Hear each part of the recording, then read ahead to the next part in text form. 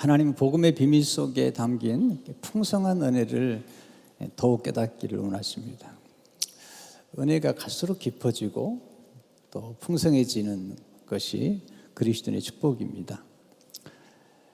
우리가 생각하는 것보다 더 많은 은혜가 있고요. 또 경험해야 될 많은 축복이 있습니다. 지금 바울은 로마 옥중에서 골로새 교회 성도들과 함께 가까운 지역에 있는 라오디게아 성도들에게도 이 복음의 비밀을 더 풍성히 알리기를 원하고 있습니다. 얼굴을 한 번도 보지 않았지만 예수 그리스도를 믿는 것 때문에 바울은 그들을 기도하고 그들에게 서신을 보내고 있습니다. 오늘 1절의 말씀이죠. 같이 읽겠습니다. 시작. 내가 너희와 라오디게아에 있는 자들과 모른 내 육신의 얼굴을 보지 못하는 자들을 위하여 얼마나 힘쓰는지를 너희가 알기를 원하노니. 본인이 세운 교회가 아니에요.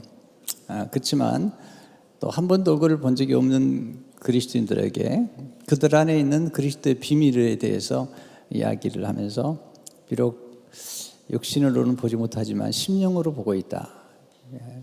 그렇게 바울이 이야기를 하면서 그의 애정을, 따뜻한 애정을 표시하고 있죠. 5절의 말씀 같이 읽겠습니다. 이는 내가 육신으로는 떠나 있으나 심령으로는 너희와 함께 있어 너희가 질서 있게 행함과 그리스도를 믿는 너희 믿음이 굳건한 것을 기쁘게 봄이라. 그러니까 멀리 있지만 그들의 믿음, 그리스도를 믿는 믿음의 굳건함을 보면서 기뻐하고 있습니다. 보면 기뻐하잖아요. 멀리서지만 보았다라고 얘기를 하고 있습니다. 그러면서 그들로 하여금 그들이 안에 있는 그리스도의 비밀에 대해서 이야기를 하는 중에 그들이 경험하고 알고 있는 것보다 더 풍성한 복음의 은혜를 깨닫기를 그런 간절히 소원하면서 그 깨달음의 그 부요함, 깨달음의 은혜에 대해서 말씀을 하고 있습니다. 오늘 2절의 말씀이 우리가 함께 공부하는 핵심적인 말씀인데요. 같이 읽겠습니다. 시작. 이는 그들로 마음의 위안을 받고 사랑 안에서 합하여 확실한 이해의 모든 풍성함과 하나님의 비밀인 그리스도를 깨닫게 하려 함이니. 확실한 이해의 풍성함, 그리고 하나님의 비밀인 그리스도를 깨닫기를 원하고 있습니다. 어떻게 깨닫죠? 또 뭘 의미하는 것일까요? 또 깨달을 때 우리가 누리는 축복이 뭘까요? 첫째로 복음의 비밀을 깊이 깨달을 때 풍성한 하나님의 은혜를 누릴 수가 있는 것입니다. 바울은 이 하나님의 은혜를 깨닫는 것의 중요성을 많이 강조하죠. 그래서 골로새 1장 6절에 보시면 같이 읽어보겠어요. 시작. 이 복음이 이미 너희 기름에 너희가 듣고 참으로 하나님의 은혜를 깨달은 날부터 너희 중에서 같이 또한 온 천하에서도 열매를 맺어 자라는도다. 하나님의 은혜를 깨달아야 된다. 깨달을 때에 열매를 맺어 자라게 된다는 사실을 강조를 하고 있습니다. 성경은 깨닫는 것을 아주 강조하죠. 시편 49편 20절을 보게 되면 존귀 하나 깨닫지 못하는 사람은 멸망하는 짐승 같도다. 호세아 4장 14절을 보게 되면 깨닫지 못하는 백성은 망하리라. 깨달음은 선택이 아니고 반드시 우리가 필수적으로 깨달아야 될 하나님의 은혜인 것을 보게 됩니다. 우리가 듣는다고 깨닫는 게 아니에요. 본다고 보는 게 아닙니다. 하나님이 보여주셔야 보는 거고 귀를 열어주셔야지 깨달을 수가 있는 거죠. 그래서 예수님은 이 좋은 땅에 뿌렸다는 그 말씀을 하시는 중에 듣고 깨달아야지 열매를 맺는다. 마태복음 13장 23절을 보시면 같이 읽어보죠. 시작. 좋은 땅에 뿌려졌다는 것은 말씀을 듣고 깨닫는 자니 결실하여 어떤 것은 100배, 어떤 것은 60배, 어떤 것은 30배가 되느니라 하시더라. 그래서 우리는 늘 기도해야 돼요. 하나님 깨닫게 해주세요. 또 깨닫는 은혜를 주세요. 깨달아야지 고침도 받고 또 풍성한 열매를 맺기 때문이죠. 두 번째, 복음의 비밀은 이방인들에게 성령을 부어주신 것입니다. 놀라운 메시지예요. 우리가 이제 골로새서를 공부하려면 반드시 골로새서와 함께 에베소서를 같이 연결시켜 봐야 돼요.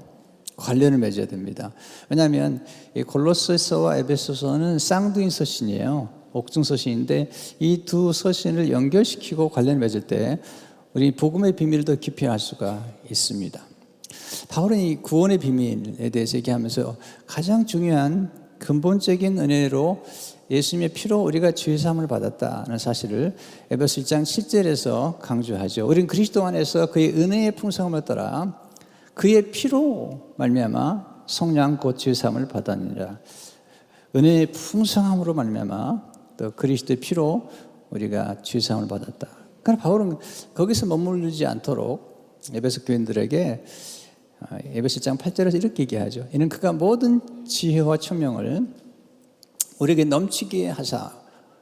왜 모든 지혜와 총명을 주신 걸까요? 이 하나님의 은혜가 죄사함이만 있는 게 아니라 하나님의 은혜가 놀랍고 풍성하다는 사실을 강조하기 위한 것입니다. 하나님이 지혜와 총명을 주시는 까닭은 하나님의 구원의 전체적인 하나님의 목적과 그 뜻을 알게 하기 위한 것이죠. 그러면 지혜와 총명은 누가 주시는 걸까요? 성령께서 주시는 거죠. 이사야 11장 2절에 보면 그 위에 여호와의 영 곧 지혜와 총명의 영이요. 이 성령께서 주시는 지혜와 총명의 영을 강조하죠. 이것은 세상에 주는 지혜와 달라요. 바울은 지금 계속해서 세상의 지혜와 세상의 영과 하나님의 영과 하나님의 지혜와 총명에 대해서 이렇게 분별력을 갖도록 강조를 하고 있습니다. 세상의 지혜로는 하나님을 알 수 없습니다. 여러분, 세상에 뭐 석학이고 지성이라 할지라도 하나님의 지혜를, 하나님의 깊으신 하나님의 복음의 비밀을 알 수 없는 거죠. 그래서 하나님의 지혜로만이 가능한 거죠. 고린도서 1장 21절에 보면 하나님의 지혜에서는 이 세상의 자기 지혜로 하나님을 알지 못함으로 하나님께서 전도에 미련한 것으로 모든 자들을 구원하시기를 기뻐하였도다. 세상의 자기 지혜나 지성이나 이성이나 논리나 철학으로 하나님을 알 수가 없는 거죠. 하나님을 아는 것은 성령의 도우심으로 은혜로 알 수가 있는 것입니다. 그래서 하나님께서 우리에게 주신 영은 세상의 영, 마귀의 영이 아니라 성령이신데 이 영은 하나님의 은혜로 주신 것들을 알아 깨닫도록 하게 주셨다는 거죠. 고린도서 2장 12절 말씀 같이 읽겠습니다. 시작. 우리가 세상의 영을 받지 아니하고 오직 하나님으로부터 온 영을 받았으니 이는 우리로 하여금 하나님께서 우리에게 은혜로 주신 것들을 알게 하려 하심이라. 하나님 우리가 은혜를 주셨는데 알아야 누리죠. 알아야 나누잖아요. 근데 그것은 하나님의 주신 영, 성령으로만이 가능한 것입니다. 바울은 이를 아주 강조해요. 왜냐하면 신령한 것은 신령한 것으로 영적인 건 영적으로만 분별하다는 거죠. 고린도서 2장 13절을 보게 되면 우리가 이것을 말하거니와 사람의 지혜가 가르친 말로 아니하고 계속 강조하는 거죠. 사람의 지혜나 세상의 지혜가 아니라는 거죠. 어째 성령께서 가르친 것으로 하니 영적인 일은 영적인 것으로 분별하느니라. 그러면서 바울이 강조하는 것은 우리가 정말 알아야 될 지혜와 지식의 모든 보화가 예수님 그리스도에게 있다. 그래서 고린도서 2장 3절에 강조하죠. 같이 읽어보겠어요. 시작. 그 안에는 지혜와 지식의 모든 보화가 감추어져 있느니라. 예수님 안에 모든 지혜와 지식의 보화가 감추어져 있는데 여기서 말하는 보화는 보배의 합 같은 거예요. 또 보물 창고 같은 거예요. 그 안에서 우리가 필요한 모든 지혜와 지식이 다 담겨 있다는 거죠. 그러면서 바울은 얘기하는 거죠. 세상의 속임수에 속지 말고 거짓 철학이나 그리고 초등학문 같은 아주 낮은 수준에 있는 세상의 지혜와 깨에 속지 말라는 거죠. 그게 고린도서 2장 4절의 부탁이에요. 같이 읽어보겠습니다. 시작. 내가 이것을 말하면 아무도 교모한 말로 너를 속이지 못하게 하려 함이니. 그래서 바울이 이제 조금 더 깊이 들어가면서 하나님께서 지혜와 총명을 떠서 우리에게 알리기 원하는 하나님의 놀라운 구원의 계획, 조금 성경에 표현된 단어로 말하면 경륜에 대해서 이야기를 하고 있습니다. 하나님 미리 예정하시고 계획하신 하나님의 구원 계획에 대해서 얘기하는데 1장 9절에 보시면 에베소 1장 9절에 보면요, 그 뜻의 비밀을 우리에게 알리신 것이요, 하나님의 뜻의 비밀을 알리신 것이요, 그의 기뻐하심을 따라 그리스도 안에서 때가 찬 경륜을 위하여 예정하신 것이니. 이게 좀 어려운 단어예요. 경륜이라는 단어가. 여러분, 예수를 오래 믿어도 경륜이란 말을 설명하기 어렵고, 심지어는 신학교를 나와도 이 단어를 설명하라 하면 좀 어려운 분들이 많으세요.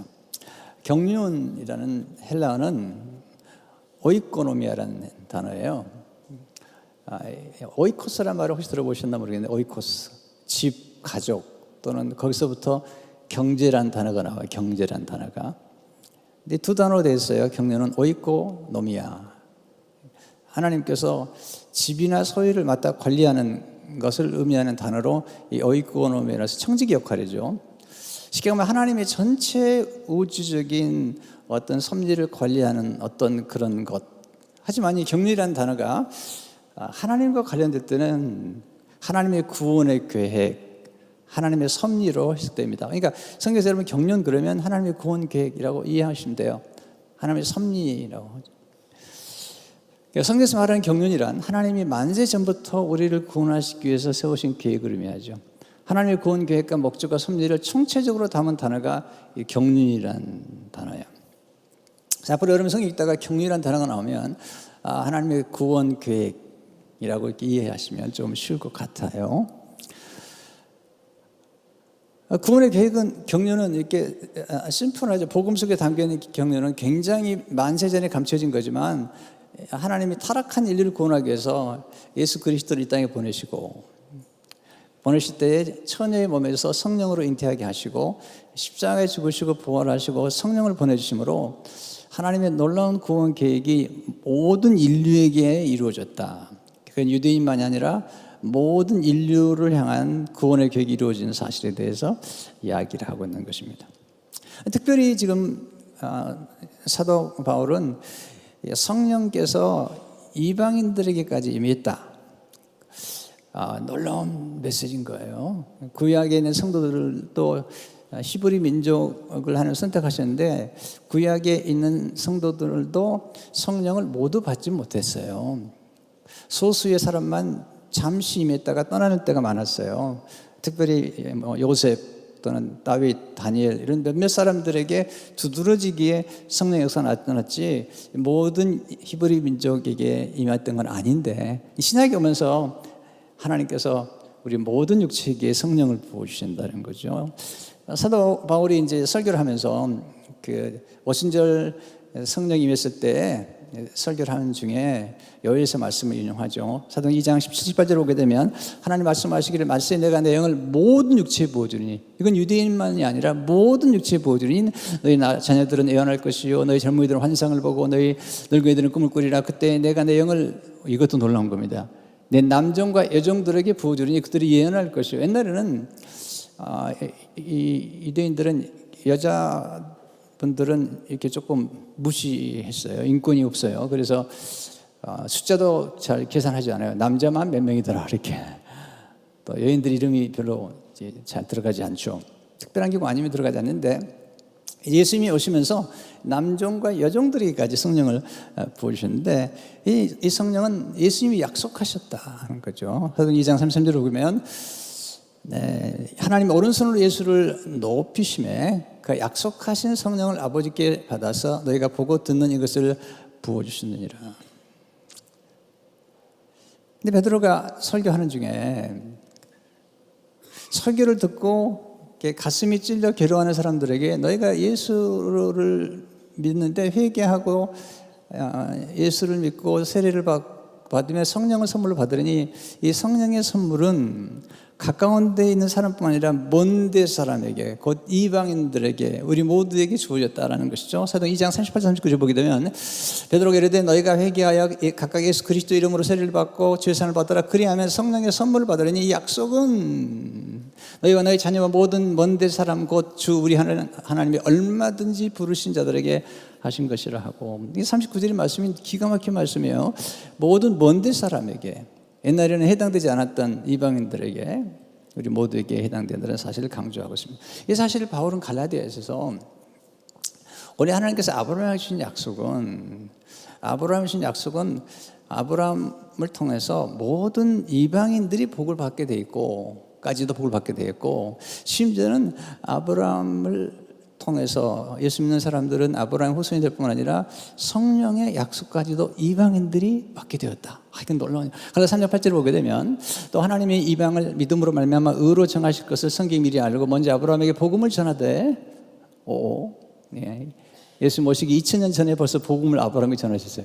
모든 이방인이 너로 말미암아 복을 받으리라 하였느니라. 우리 모두가 복을 받게 된다는 거죠. 아브라함 후손으로서 예수를 통해서.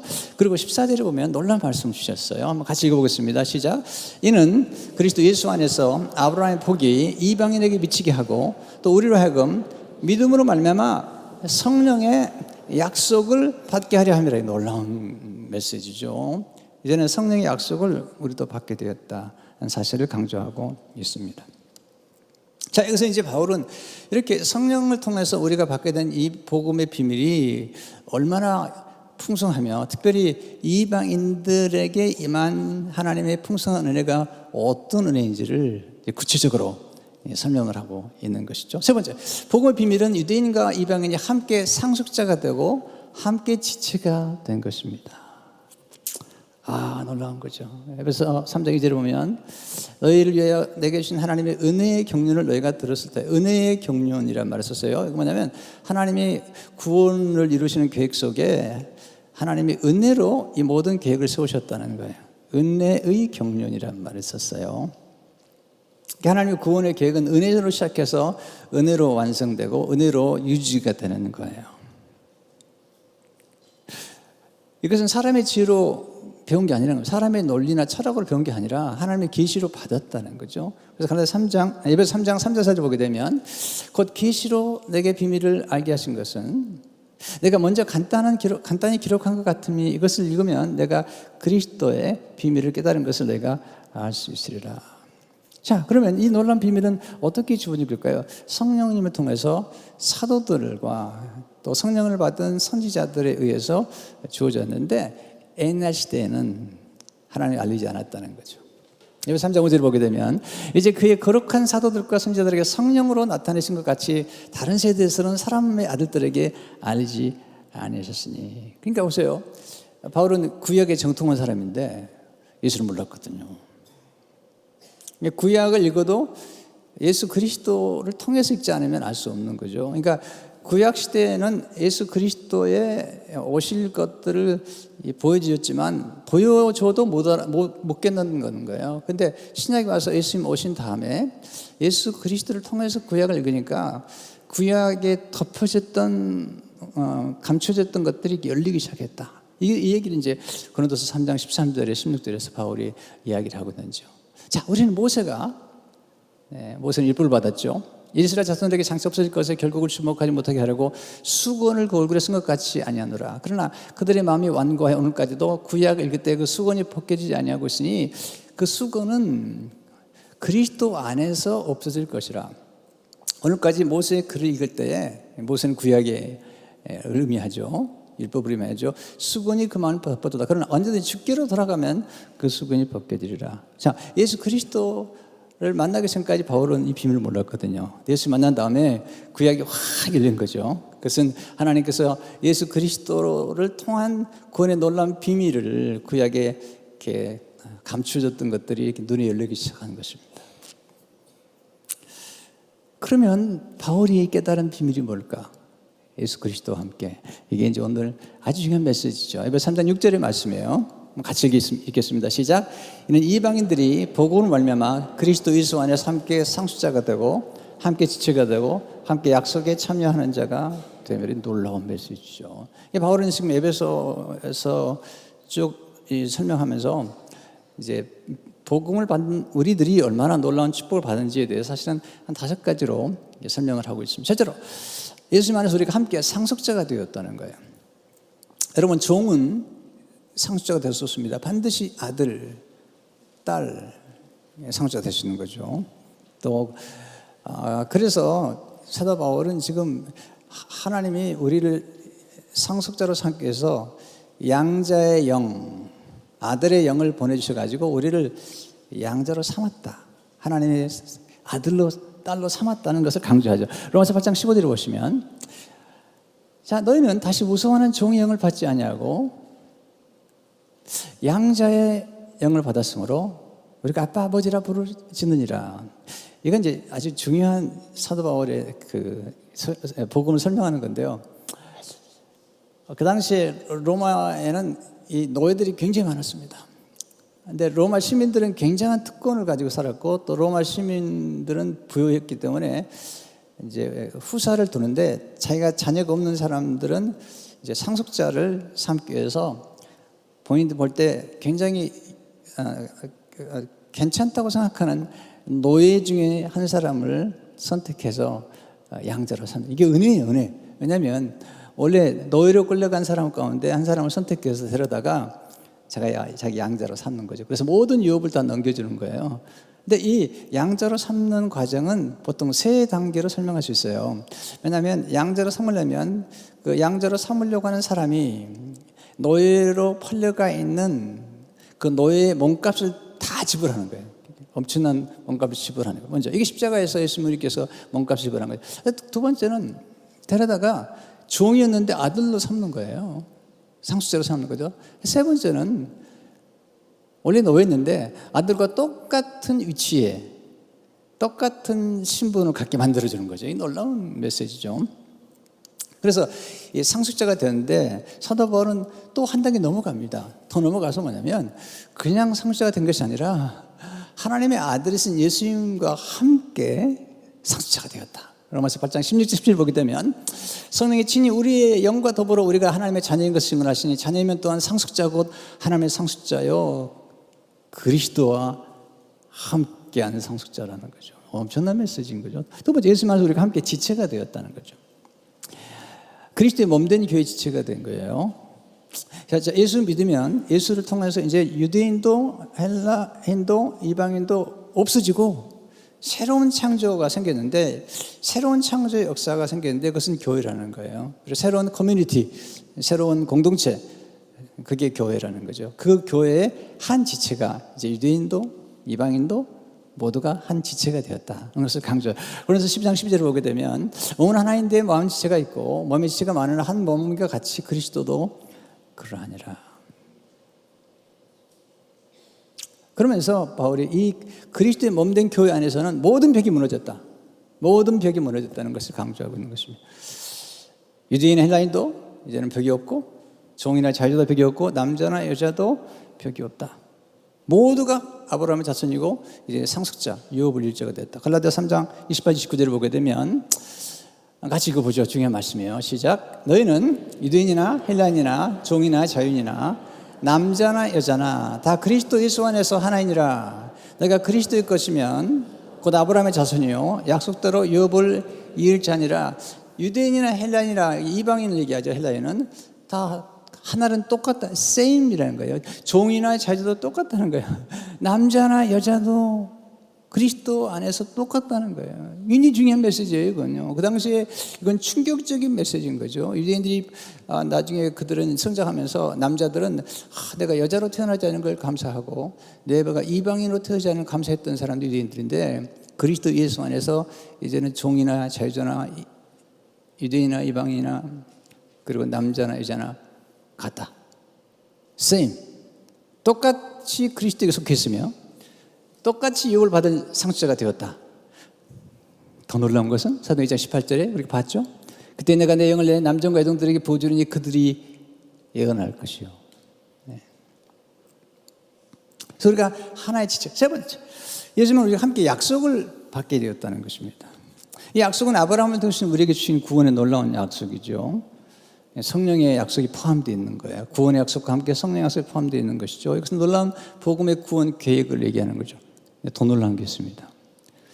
이제 예수님이 오셔서 십자가에 죽으시면서 교회가 태어났어요. 그러니까 아담의 갈비뼈를 통해서 하와가 태어났다면 예수님 십자가의 옆구리에 찔리면서 피와 물이 쏟아지면서 교회가 태어난 거예요. 신부된 교회가 태어난 거죠. 아담은 그의 갈비뼈로 하와를 예수님이 십자가에서 옆구리에 찔려서 신부를 만들어줬는데 신부가 교회라는 거죠.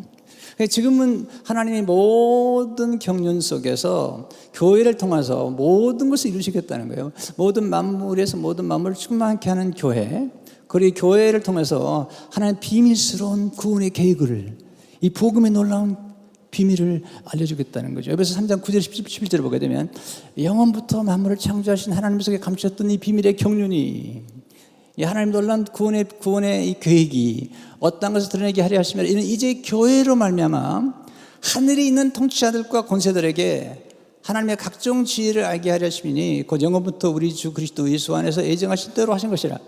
원래 하나님의 계획은 다 교회를 통해서 모든 구원의 사역을 이루고 선교사를 이루는 거예요. 근데 교회들이 연일을 안 하니까 파라처치라고 그래서 선교단체를 세워가지고 하나님이 일을 하시는 거예요. 그러나 교회가 건강하게 되면 모든 선교들이 교회를 통해서 이루어지는 게 가장 하나님 기뻐하는 거예요.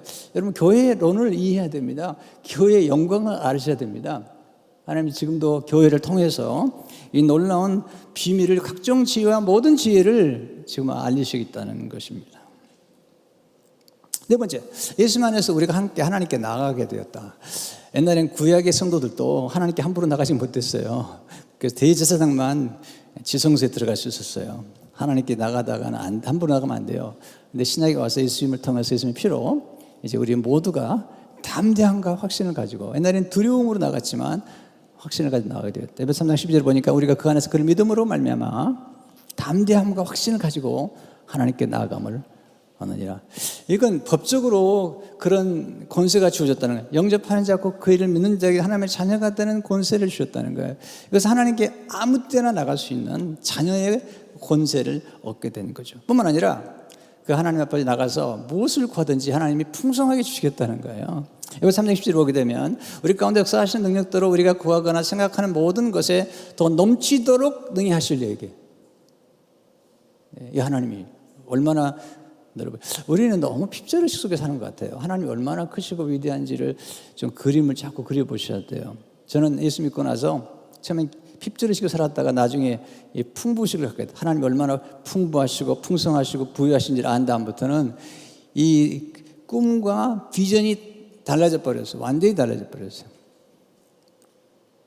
오늘 아침에 몽골에서 의료 선교를 하시는 분이 오셨어요. 인사를 했는데 이분이 고려대에서 의과대학 교수 하시다가 지금 몽골에서 선교 병원을 좀 만드신 중에 하나님께서 자꾸 병원을 세우라고 그래서 세운 다음에 이제 의과대학도 세우라는 부담을 가지고 영어로 몽골에서 가르치는 의과대학을 세우려고 준비를 하는 중에 본인은 좀 슬로우하게 일을 진행하다가 우리 교회 박형 선교사님을 통해서 연결이 돼서 주로 어려운 나라에 학교를 지어주거나 병원을 지어주는 일을 하는 그렇게 펀딩해주는 그런 단체가 있는 거예요, 미국에. 소개가 돼가지고 6천만 불을 펀딩을 받게 된 거예요. 별로 계산이 좀 안 되나 본데요. 그러니까 보세요. 하나님이 하시려고 그러면 쉬운 거예요. 아주 간단한 거예요. 네. 근데 사실 한 1억 불 정도 지금 원래 생각했던 게 우선 6천만 불 시작된다는데 이게 놀라운 스토리예요. 우리가 좀 더 하나님에 대해 생각할 때 조금 더 하나님을 크게, 또 하나님의 그 부유하심과 풍성하심을 생각할 필요가 있는 것이죠. 그 하나님께 우리가 언제나 담대히 나갈 수 있는 거죠. 다섯 번째, 예수 안에서 우리가 함께 하나님의 충만한 사랑을 누리게 되었다는 것입니다. 여기서 이제 골로새 2장 2절 말씀 다시 한번 돌아가 보면요, 이는 그들로 마음의 위안을 받고, 그 다음에 중요한 단어가 나오는데, 사랑 안에서 연합하여 확실한 이해의 모든 풍성함과 하나님 비밀의 그리스도를 깨닫게 하는. 자 보세요. 풍성한 이해 속에 들어가려면 사랑 안에서 연합이 돼야 된다. 사랑이 아니면 깊이 깨달을 수가 없는 거예요. 그래서 바울이 이제 에베소 3장 후반부에 보면 그리스도의 사랑의 뿌리를 내리라. 뿌리를 내리는 거 제가 다음 주에 말씀드리겠지만, 에베소 3장 18절 19절을 보게 되면 너희 모든 성도와 함께 지식에 넘치는 그리스도의 사랑을 알고 그 넓이와 길이와 높이와 깊이가 어떠함을 깨달아 하나님의 모든 충만하신 것으로 너에게 충만하게 하시기를 구하노라. 여러분, 사랑이 아니면 하나님을 알 수 없는 거예요. 사도 요한이 요한일서 4장 7절 8절을 보게 되면 사랑하는 자들과 서로 사랑하자. 사랑은 하나님께 속한 것이니 사랑하는 자마다 하나님부터 나서 하나님을 알고. 그래서 보세요. 사랑하는 자마다 하나님부터 나서 하나님을 알고 사랑하지 아니하는 자는 하나님을 알지 못하는 이는 하나님은 사랑이십니다. 여러분 누군가를 이해하고 싶으면 사랑하셔야 돼요. 여러분, 누군가를 비판하고 누군가를 미워하면서 그 사람 이해할 수 있나요? No. 사랑한다는 것은 존중하는 거예요. 우리가 누군가를 이해하고 누군가를 깊이 알아가려면 상대방을 사랑해야죠. 그리고 상대방을 존귀 여겨야지 알게 되는 거예요. 사람들은 속에는 다 보배가 담겨 있는 거예요. 사람들은 존귀하는 거예요. 사람들은 무한한 가능성과 잠재력이 있는데 누군가가 사랑을 해주고 무조건적인 사랑을 해주고 사랑을 부어줄 때 그 안에 있는 놀라운 잠재력이 나타나기 시작하는 거예요. 뿐만 아니라 사랑하는 것만큼 알게 되고 또 아는 것만큼 사랑하게 되는 거예요. 우리는 사랑으로 물들어가는 거예요. 우리 영혼이 미움으로 되는 게 아닙니다. 사랑으로 우리 영혼이 물들어져 가며 또 사랑을 통해서 우리는 사랑하는 대상을 닮아가게 돼 있고 사랑을 통해서 이해할 수가 있죠. 자, 근데 우리가 뭔가를 이해하려면 어떤 특별한 어떤 순간이나 어떤 장소나 어떤 만남이 있는 거예요.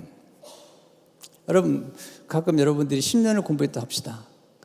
근데 그래도 깨닫지 못하는 것이 어떤 순간 어떤 한 사람을 만났더니 모든 게 다 잃어버리는 거죠. 와, 그런 거구나.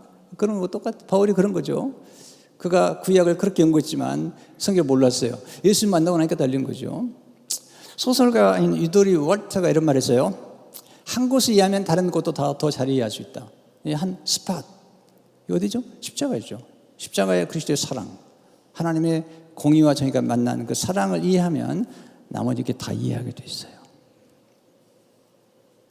그 사랑 속에서 하나님의 비밀이 감춰졌던 모든 하나님의 거룩한 모략이 알게 되는 거죠. 요한에서 4장 9절 10절을 보게 되면 하나님의 사랑이 우리에게 이렇게 나타난 바 되었으니 하나님의 자기의 독생자를 세상에 보내시면 그로 말미암아 우리를 살리려 하심이라. 사랑은 여기 있으니 우리가 하나님을 사랑한 것이 아니요 하나님을 사랑하사 우리의 죄를 속하게 하여 화목제물로 그 아들을 보내셨습니다. 와, 이게 놀라운 메시지죠. 우리의 관심은 사랑에 초점을 맞춰야 돼요. 아빌라 성테레사 영성가들이 우리에게 주는 메시지죠. 중요한 것은 생각을 많이 하는 것이 아니라 사랑을 많이 하는 것이다. 리쥬의 성테레사는 이렇게 말했습니다. 사랑으로 하여금 사랑받게 하라. 하나님의 사랑의 원천이세요. Fountain of Love. 하나님의 사랑의 원천이세요. 사랑으로 사랑받게 하라. 하나님으로 사랑받게 해야죠. 사랑을 표현해서. 여러분, 우리의 가장 큰 관심은 사랑해야 됩니다. 어떤 분은요, 이 조직을 너무 사랑해요. 그래서 조직을 살리기 위해서 사람을 무너뜨려요. 어떤 분은 공동체를 너무 사랑해요. 그래서 공동체를 사랑하느라고 사람을 무시해버려요. 어떤 분은 사역을 너무 좋아해요. 어떤 분은 선교를 너무 좋아해요. 그래가지고 선교의 핵심되는 사람을 잃어버려요. 근데 우상이 되는 겁니다. 어떤 분은 교회를 건물을 너무 좋아해요. 그래서 건물을 지키려고 사람 다 나가라는 거야. 이게 난센스죠. 우리는 보네프의 말을 기억해야 됩니다. 공동체를 사랑하는 사람은 공동체를 망치고 사람을 사랑하는 사람들은 공동체를 세운다. 다시 한번 읽어드리세요. 공동체를 사랑하는 사람들은 공동체를 망치고 사람을 사랑하는 사람들은 공동체를 세우는 것입니다.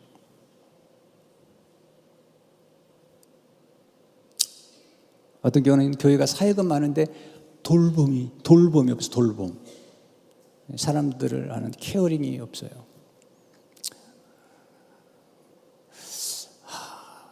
때는 너무 슬픈 거죠. 어떤 분은 열심히 교회에서 일을 하는데 예배를 안 드려요. 예배를 안 드린다는 것은 하나님을 사랑하지 않는 거죠. 예배라는 것은 하나님을 사랑하는 거예요. 하나님을 목말라 하는 거예요.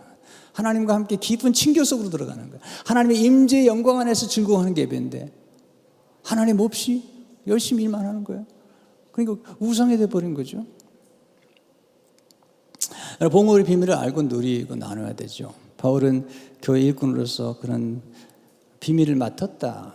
맡은 자는 책임이 있다는 거죠. 그래서 4장 1절은 사람이 마땅히 우리를 그리스도의 일꾼이요 하나님 비밀을 맡은 자로 여길지어다. 많이 맡았다면 많이 나눠야 되잖아요. 그래서 그는 빚진 자로 살아가는 겁니다. 바울은 중보기도를 부탁하죠.